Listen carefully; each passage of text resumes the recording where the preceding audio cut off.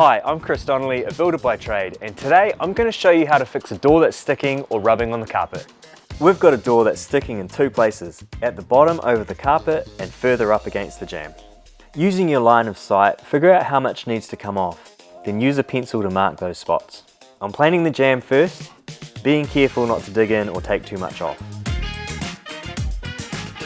When you're happy, give it a light sand to smooth the sharp edges. Now, figure out how much the bottom of the door needs to be planed and mark those areas. When you're taking your door off, a good hack is to put a wedge under it. That way, when you undo the hinges, the door won't drop down. This door has loose pin hinges, so you just tap them to get them out. Now, I'm drawing a straight line between my two pencil marks, then I'm ready to plane. I always start at the end first to avoid chipping out the end grain, and then I plane the whole thing.